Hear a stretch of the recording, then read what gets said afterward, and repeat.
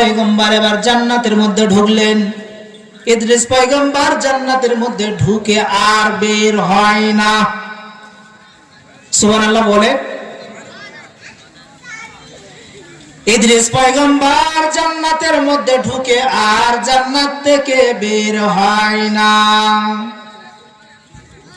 কারণ জান্নাতের মধ্যে যে ঢুকতে পারবে সে আর জীবনে কখনো বের হবে না। আজরাইল তো বাইরে থেকে তো অপেক্ষা করতেছে। এই নির্দিষ্ট সময়ের মধ্যে আপনাকে আমাকে বিদায় নিয়ে চলে যেতে হবে। যার জীবন আছে তার কিন্তু মৃত্যু আছে। কেউ কিন্তু আমরা কিন্তু মরণ থেকে কেউ কিন্তু আমরা কিন্তু বাঁচতে পারবো না। এই জন্য আমার রব্বি কারীম আমার আল্লাহ ডাক দিয়ে বলেন, কুল্লু নাফসিন যায়িকাতুল মাউত। অবশ্যই অবশ্যই প্রত্যেকটা প্রাণীকে মৃত্যুর স্বাদ গ্রহণ করতে হবে। পৃথিবীতে কেউ কোনোদিন বাঁচতে পারবে না। পৃথিবীর যখন নির্দিষ্ট সময় যখন ফুরিয়ে যাবে সবাইকে কিন্তু আল্লাহর দরবারে হাজিরা দিতে হবে। এই জন্য সময়টা এত একটা গুরুত্বপূর্ণ সময়। সময়টারে কাজে লাগাও, সময়টারে কাজে লাগাও। সময়ের মধ্যে আজরাইল আলাইহিস সালাতু ওয়াস সালাম চলে আসবেন। সেদিন কিন্তু বিদায়ের ঘন্টা আপনার কিন্তু বেজে যাবে রে ভাই। এই পৃথিবীর জমিনে সব যত মাখলুকাত রয়েছে সব মাখলুকাতের মৃত্যু হয়েছে, দুনিয়ার জীবন থেকে গিয়েছে, কিন্তু নির্দিষ্ট সময়ে সবার মৃত্যু হয়েছে। দুইজনের কিন্তু নির্দিষ্ট সময়ে মরণ হয় না। এই দুইজন নির্দিষ্ট সময়ের আগে আল্লাহ তাআলার দরবারে চলে গেছেন। একজন হলেন ইদ্রিস পয়গম্বর আর একজন হলো ঈসা পয়গম্বর। হযরত ইদ্রিস পয়গম্বর নির্দিষ্ট সময় হওয়ার আগে দুনিয়া থেকে বিদায় নিয়ে চলে গেছেন। আল্লাহ রাব্বুল আলামিন আজরাইলকে ডাক দিয়ে বললেন, আজরাইল ইদ্রিস পয়গম্বরের কাছে যান। ইদ্রিস পয়গম্বরকে যে সালাম দিবেন আর বলবেন আপনার সাথে আমি বন্ধুত্ব করার জন্য আসছি। আল্লাহর হুকুম। হযরত আজরাইল আলাইহিস সালাতু ওয়াস সালাম চলে আসলেন। ইদ্রিস পয়গম্বরকে সালাম দিয়ে ডাক দিয়ে বলেন, ও ইদ্রিস পয়গম্বর, আপনার কাছে আমি আসছি, আপনার সাথে আমি বন্ধুত্ব করতে চাই। ইদ্রিস পয়গম্বর বলেন, আমি কিন্তু যার তার সঙ্গে কিন্তু বন্ধুত্ব করি না। আজরাইল তো অবাক হয়ে গেলেন।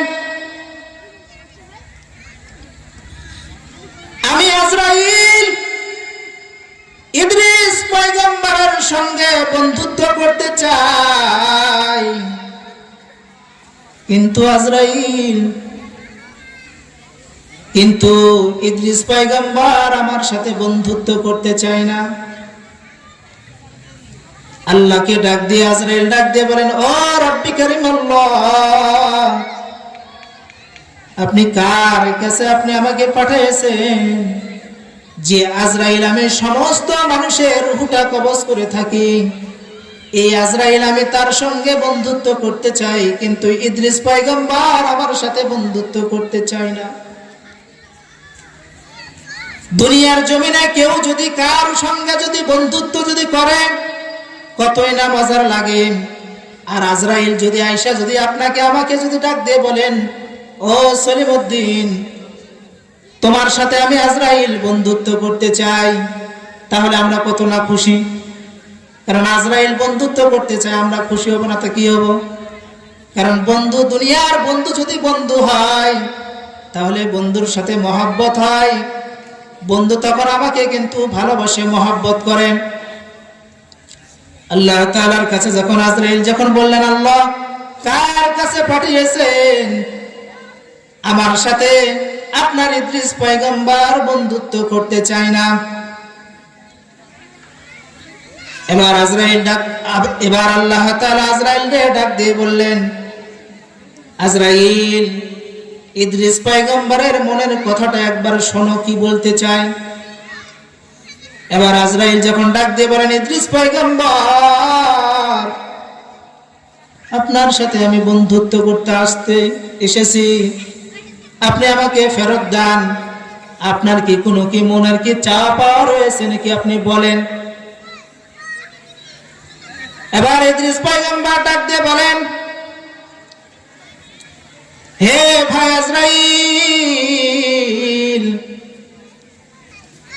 আমি কিন্তু যার তার সঙ্গে বন্ধুত্ব করি না, আপনার সঙ্গে বন্ধুত্ব করতে রাজি আছি, তবে আমার শর্ত আছে 3টা। জোরে বলেন কয়টা? আওয়াজ দিয়ে বলেন কয়টা? 3টা। একটু মাঝে মধ্যে আওয়াজ দিয়ে ভাই, একটু আওয়াজ একটু বাড়ান তো।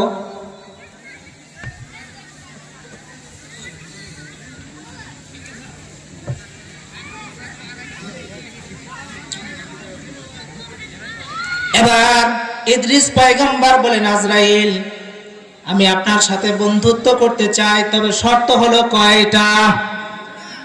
আরো জোরে কয়টা? এবার আল্লাহ তাআলাকে আজরাইল ডাক দিয়ে বলেন, আল্লাহ, আজরাইল, আমি বললাম আপনার সঙ্গে বন্ধুত্ব করতে চাই, সে রাজি হইল, আবার শর্ত দেয় 3টা। আল্লাহ তাআলা ডাক দিয়ে বলেন, শর্তগুলো শোনো।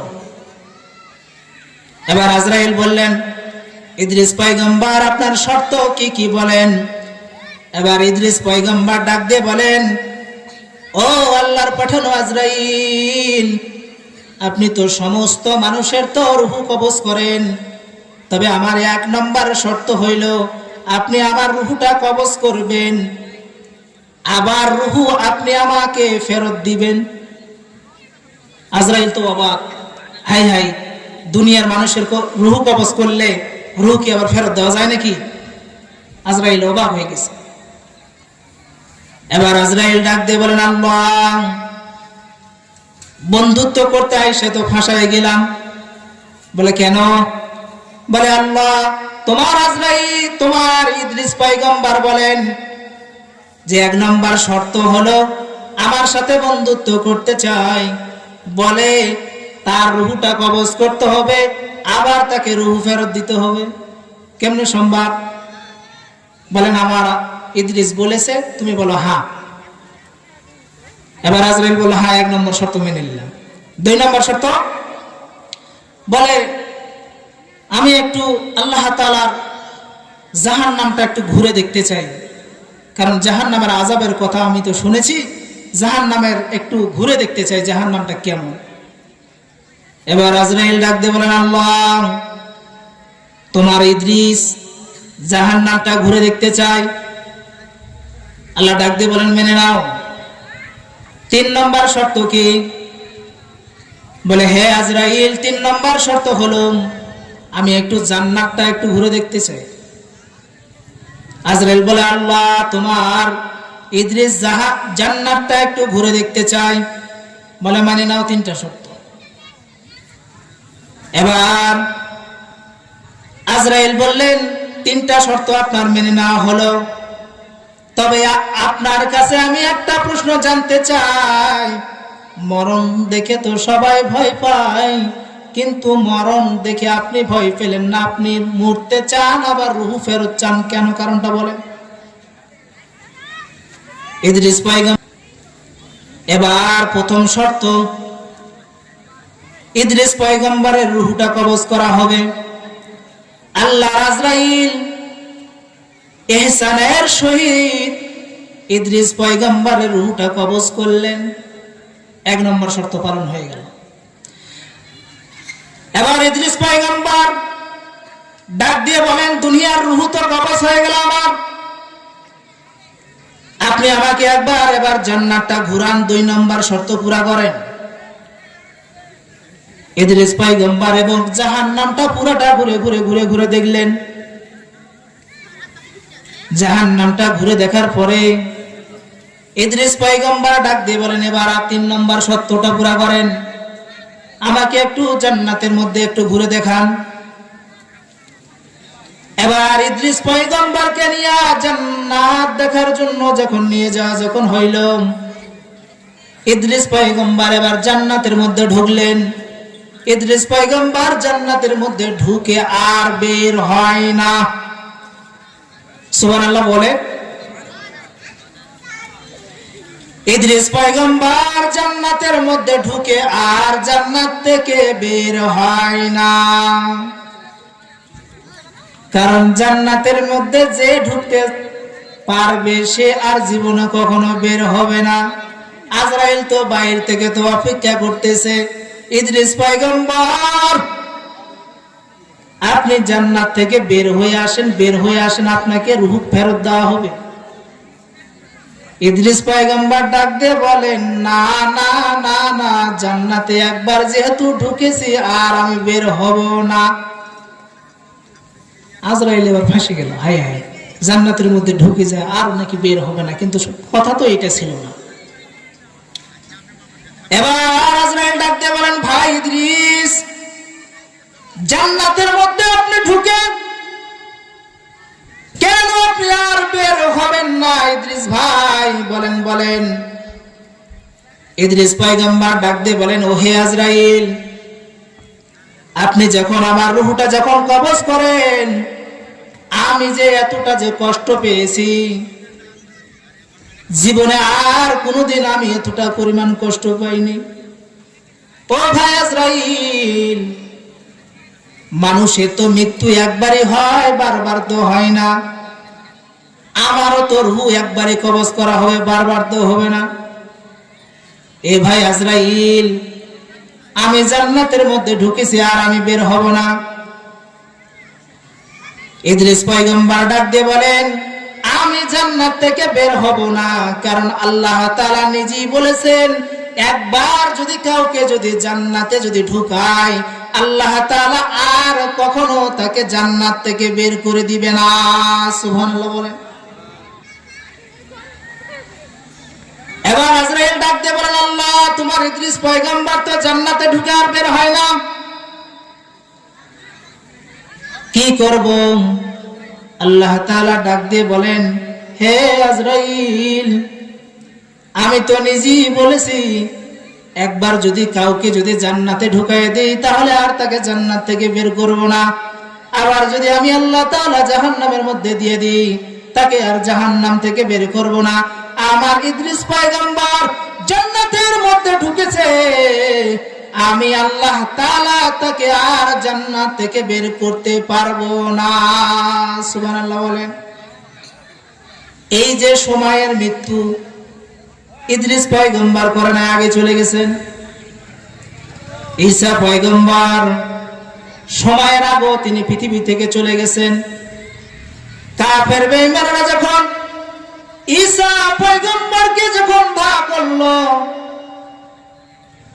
ঈসা পয়গম্বর ডাক দিয়ে বলেন, আল্লাহ, কাফের বেঈমানরা আমাকে নবী হিসাবে মানে না। ও আসমানের মালিক আমার আল্লাহ, কাফের বেঈমানরা আমাকে নবী হিসাবে মানে না। আল্লাহ গো, নবী হওয়ার ঝামেলা আর আমার ভালো লাগে না। এই রব্বে কারীম আমার আল্লাহ, আমার যে হায়াত টুকুন আছে, এই হায়াত টুকুন আপনি আমাকে আসমানের মধ্যে উঠে নেন, আর বাকি যতটুকুন হায়াত আছে আমি ঈসাকে আখের নবী উম্মত হিসাবে দান করে দেন। সুবহানাল্লাহ বলেন। আমরা সেই নবীর উম্মত। আমরা কোন নবীর উম্মত বলেন? আমাদের নবীর নাম কি? মুহাম্মদ সাল্লাল্লাহু আলাইহি সাল্লাম। এত দামি নবীর উম্মত হওয়ার পরও মাহফিলের পরিবেশ কি? ঈসা পয়গম্বর ডাক দিয়ে বলেন, আল্লাহ, আখির নবী বড় দামি নবী হবেন, আমার যতটুকু হায়াত আছে আল্লাহ আপনি আমাকে আসমানের মধ্যে উঠায় নেন, আমি আর দুনিয়ার মধ্যে থাকতে চাই না। আমার রব্বি কারীম আমার আল্লাহ আসমানের মধ্যে ঈসা পয়গম্বরকে উঠিয়ে নিলেন। এবার যতটুকুন বাকি হায়াত আছে কিয়ামতের আগে আমার আল্লাহ তাআলা ঈসা পয়গম্বরকে দুনিয়ার জমিনে পাঠাবেন। এরপরে ঈসা নবী দুনিয়ার জমিনে আসবেন, আসার পরে 40 বছর ঘর সংসার করবেন। 40 বছর ঘর সংসার করার পর ঈসা পয়গম্বর বিয়ে শাদী করবেন। এরপরে পৃথিবী থেকে বিদায় আবার নেবেন। দুনিয়ার স্বাভাবিক সে তো ওই মৃত্যুটা বরণ করবে। এজন্য মুসলমান ইমানদার আল্লাহর গোলাম, ও পর্দার অন্তরের মা, ও আমার যুবক ভাইয়েরা, ও আমার মুরব্বী বাবারা, গভীর মনোযোগ দিয়ে ঘটনাগুলো শুনে যাবেন আর বিবেকটারে কাজে লাগাবেন। সময়টা আমরা কত জায়গায় হেলাফেলায় কেটিয়ে দিলাম, কত জায়গায় আমরা সময়টা নষ্ট করলাম। নিজের বিবেকটারে একটু বুঝান। আমাদের মরণ হবে কি হবে না? হবে না মরণ? হবে। কে মরবেন না? হাতটা উঠান তো, যে হুজুর আমি মরবো না। সবাই আমরা মৃত্যুবরণ করব।